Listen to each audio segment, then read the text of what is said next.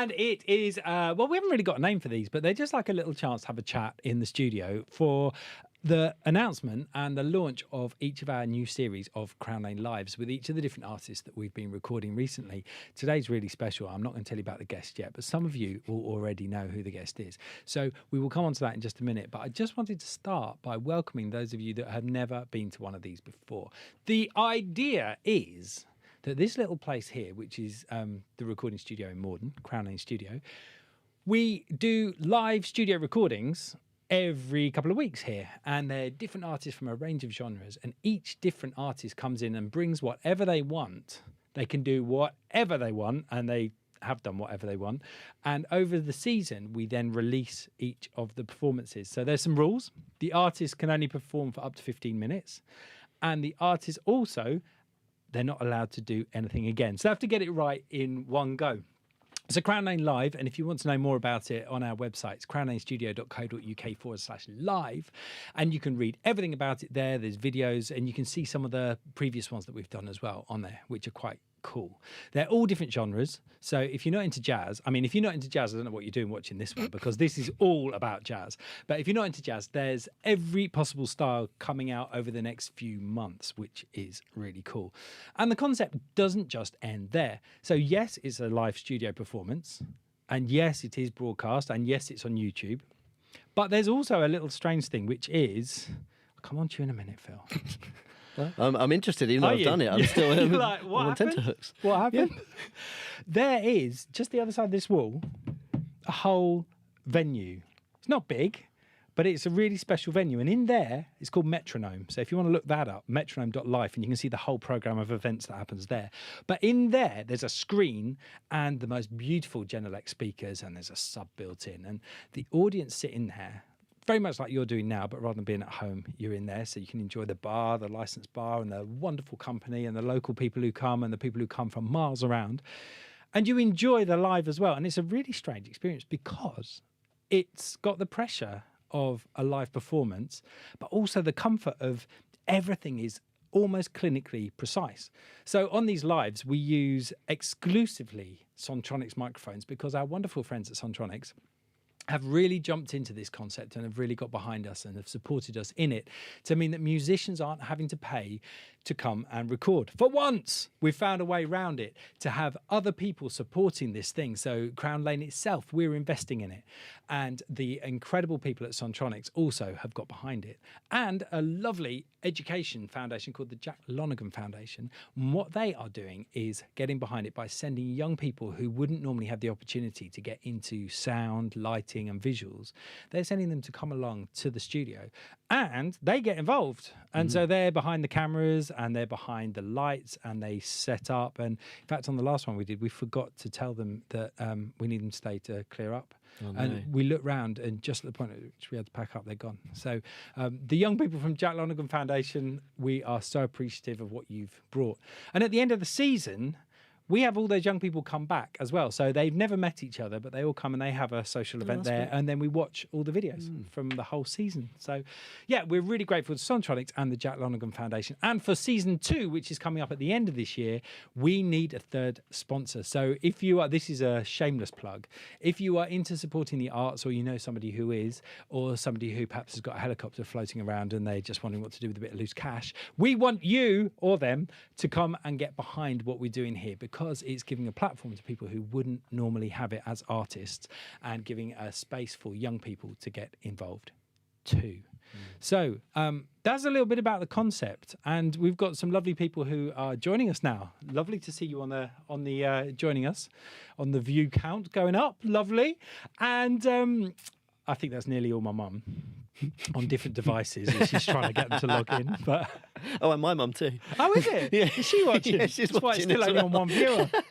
And that, what a segue. And this is my brother Phil. Yay. Phil Merriman, who, you know, when God decided who got what skills, that just was not a fair distribution. Because if you've heard this man play, different level. So we're going to dive in on that, and very soon we're minutes away now from the release of the first one of these. So first of all, tell us a little bit. Well, let's start with today. What have you been up to today? So you're a full-time Hello, John. keys player. Yes, I am. Phil Merriman. I am. Today is right in the middle of quite a nuts fortnight. So, just today, what did I do in the morning? I can't even remember what I did in the morning. But I've been playing at an event at the school that I teach at with some friends, some really great colleagues.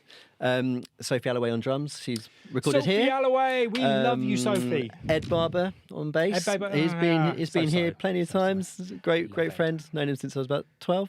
And Tommy Andrews, great sax player as well. So we all teach together in the same school. We were playing for an event. Oh, we love it. We were doing some work a little while back with Blues and Roots, the amazing ensemble that Ed founded a few years back. Yeah. And we love what Blues and Roots are doing. They're doing a lot of education projects with Incredible. jazz. Yeah, in fact, I played with them last week. We did a great gig and concert with another local private school. Fantastic.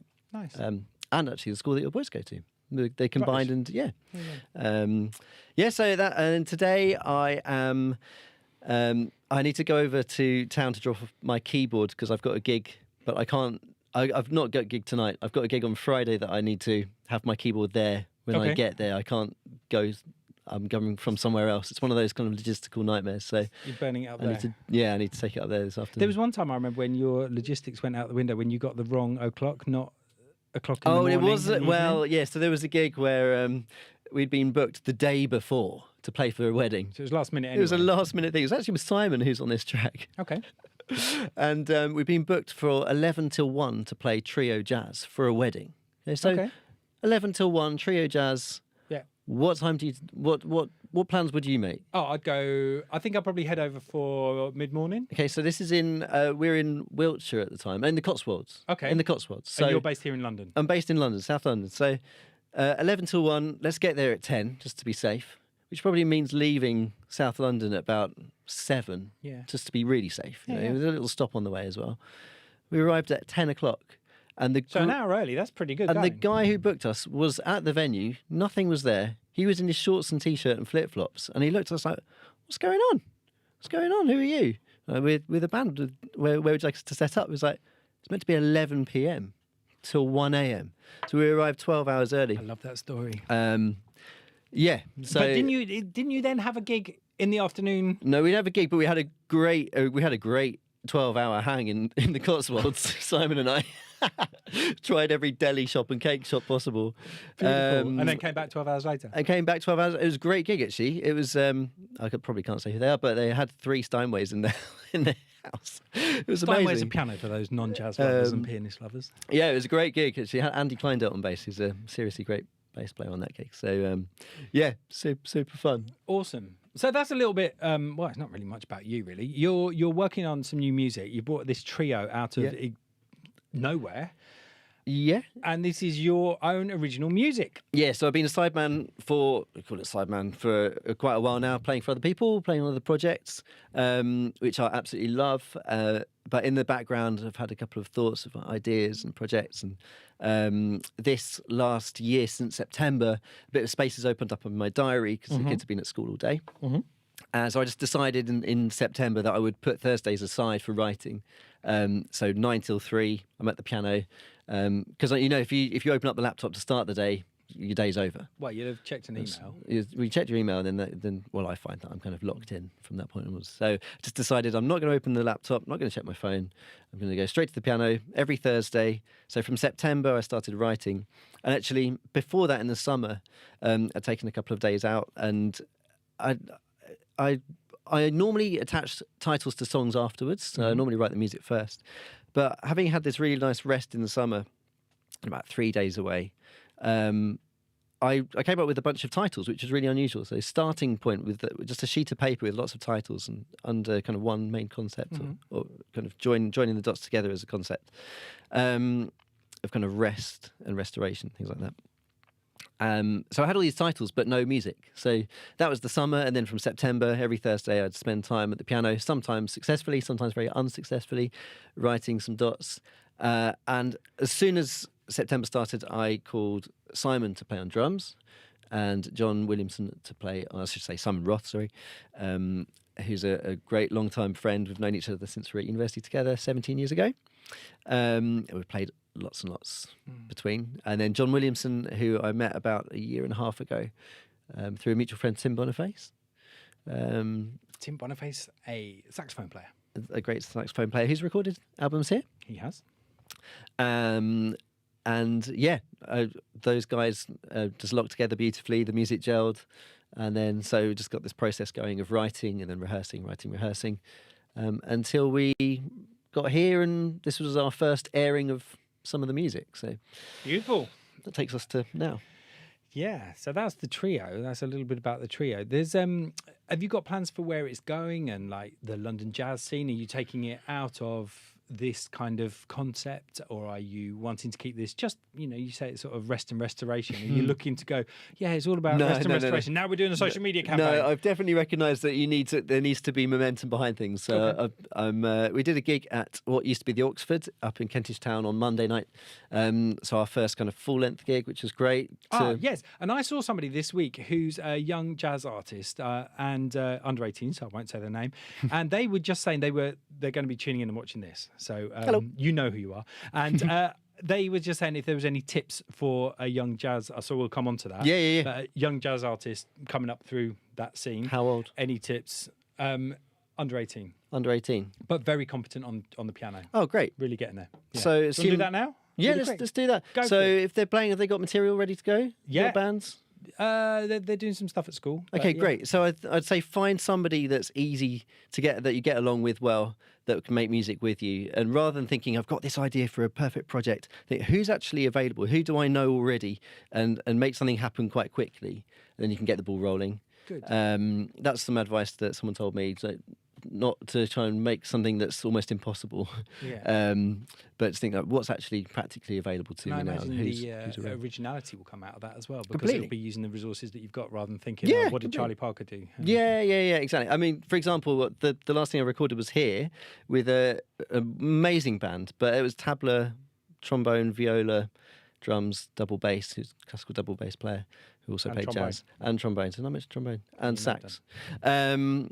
And they were just a bit of nylon guitar. and a bit of guitar. Oh yeah. And that was a wonderful kind of recording project to do, but it was almost ungiggable in terms of getting all those people from different genres and spheres of music together to You do performed gigs. it once at the Vortex, didn't you? We did it once at the Vortex. That was cool.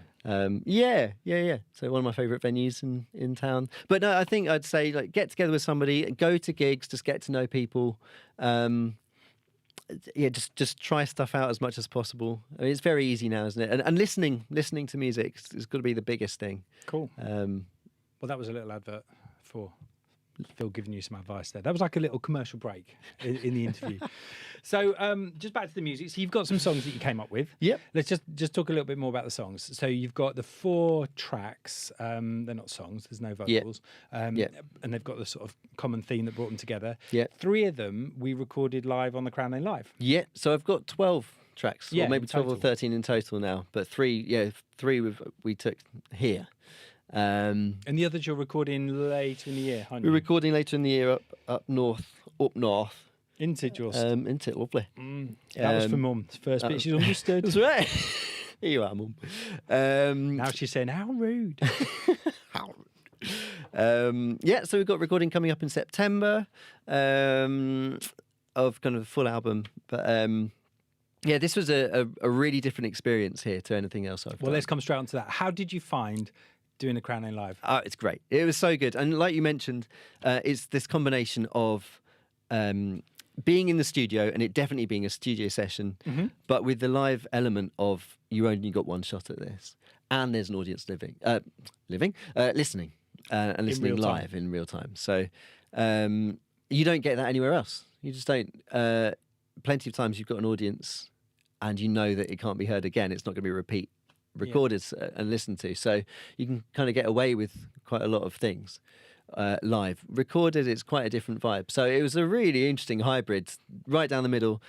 For us, it was great because we got to play and also come away with this product, which is beautifully recorded and looks amazing as well. And it's in a great space. It's a great space to be in the day, and not just to record in, but just as a lovely space because it goes in through to the coffee shop to Metronome. It is, as Simon walked in, he's like, "This is such a great place." You know, it feels brilliant to be in. The piano feels really nice. So it's an inspiring place just to be. Cool. So yeah, it was lovely. And then having played, we went out and met the guys who'd come. That's the become audience. a bit of a tradition now. So we've done. I think we've done nearly 10 Crown Lane lives at various iterations, and we're getting better at them. Yeah. Each time. But there's a few things that become traditions. The little quiz in the interview when we do that, when we interview the band, Yep. and then we do we go out and we meet the crowd, and it's really, really powerful. We've done some. There've been some quite emotional moments during that. I don't remember your one being particularly emotional, but it was it's jazz, isn't it? We don't show any of that. No. It all comes out in the fingers. Yeah.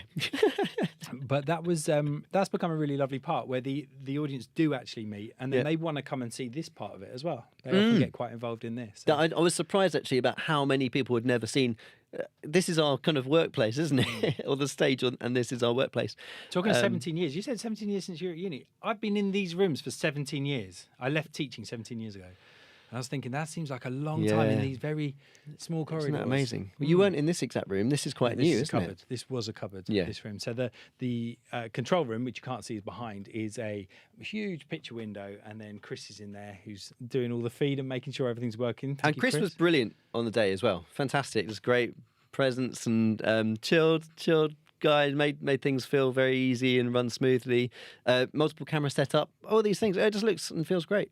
It's cool. What you've got. And it's coming out in 6 minutes, the very first of the tracks. So that's it about Crown Lane Live. But we're not releasing all of them today. No. We're going to drip them out because we want people to really enjoy these, and they are really special tracks actually. And I don't know, it feels like there were 4 songs that we recorded, and we're 4 tracks, and there's only 3 that we're using because we only want to make sure that what goes out is what the artist wants as well, which is why there is this delay between. A few people have said, why don't you just stream it live on the day? But we believe in the integrity of the artist as well, and being able to say to them, are you happy with these? And if they weren't, we wouldn't put them out. We want to make sure that we're trying to be true to the people who are financially behind this, but we also want to be true to the artist so that they know that they're still in control. If it did all go completely wrong, or they didn't like the sound or something like that, or the piano was out of tune or something like that, there is that room. But we try and make sure we've dealt with all of that. So we have got a couple more lives coming up, but this one here, you're going to be releasing your first track. So the first track, tell us about that. it is called First One Back, and I wrote that after my first concert back after lockdown. So I went to an amazing gig at the London Jazz Festival. I think it must have been 2021, and I think most people can remember their first gig back, not to play at them as an audience member. I found it incredibly emotional, just amazing. Not just being with people, but receiving this music live. And it was a great gig. Shai Maestro is a Israeli piano player with his quartet. It was just mind-blowing. I definitely cried a couple of times. So yeah, just super inspired by that. The concept of being the first time back and kind of having fresh ears after years of not being at a live gig. Tough season, wasn't it, for musicians? It was. Yeah, we got to know our online sessions and things like that very quickly.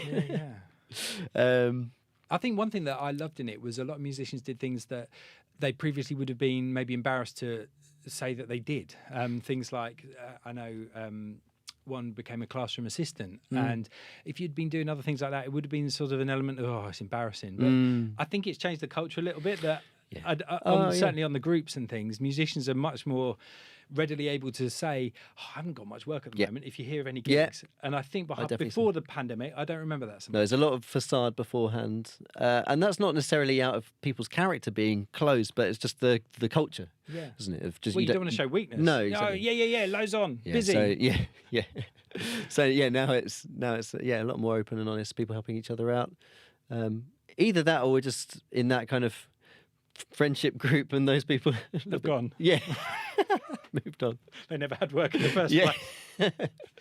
But yeah, so First One Back. That's the first song. Tell us a little bit about that, because we've got 3 minutes. Okay, so First One Back. So I told you kind of the story behind it. But it's in 3 loose sections. The first one is kind of an open, spacious kind of thing, and then it goes into a bit of a chorale thing between the bass. A chorale. Tell us what a chorale is. A chorale is like a loose word for something that's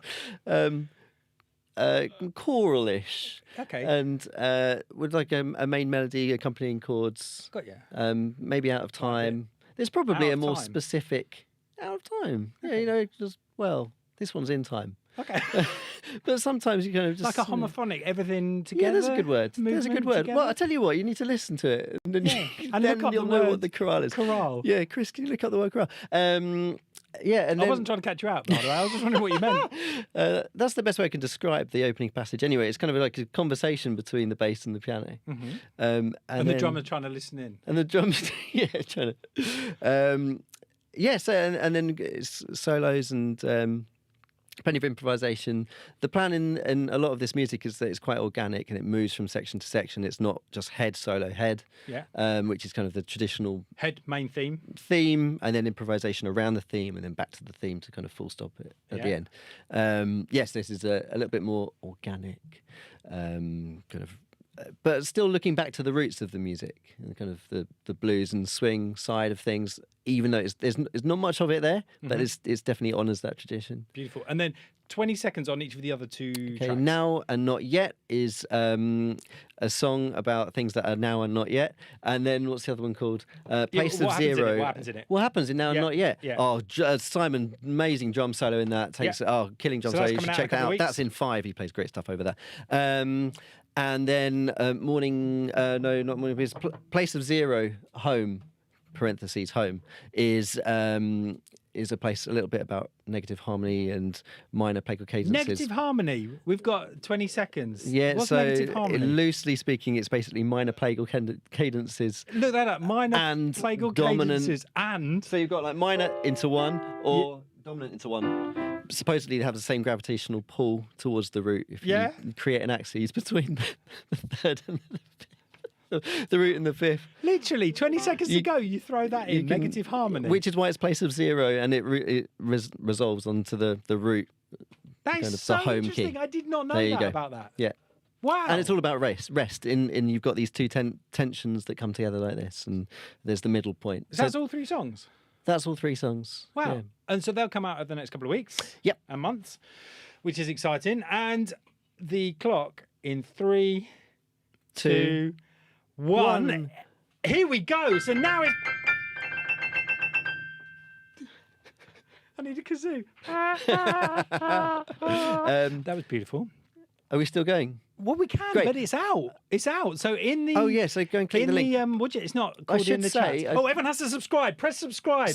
And if you're with my mum, our mum, show her how to do that. I should also say we've got some gigs coming up. Yeah, quick. Cadogan Hall lunchtime series on the Thursday, the 27th Amazing of July. I spoke over when the time was. Can you So say that again? 27th of July, it's the Thursday from 12 o'clock. It's a lunchtime series. Tickets are only £5 or free if you want to stand up. We're going to be doing a whole set, double set there. And then we've got a gig on the 3rd of September at Heath Street Live, which is a church called Heath Street Baptist Church in Hampstead, which is a fantastic venue supported by local musicians, local people. Great place to play in. So yeah, 2 gigs coming up this summer. Nice. This music will be live there. And it's great because it's your own stuff, these ones. Yes. This is Yeah. this music. Or it's exactly what you're hearing. Well, it's an interpretation of the head that I wrote that I've recorded and that you're about to listen to. Awesome. Enjoy it. And thank you so much for joining us. Yeah. Do subscribe, do get involved. crownlanestudio.co.uk/live has all the information about what these are. And join us for the next ones. And if you want tickets to any of the events, there is a link on our website /live, or check out metronome.life, which is the venue there in the coffee shop. And there are loads of different things every single Thursday, a music event. So do check that out as well. That is it. Chris, is there anything we've forgotten? No, we don't drench each other. I could do this though. Oh. That was deflating. It was so lovely to have you. Thanks for coming. Bye.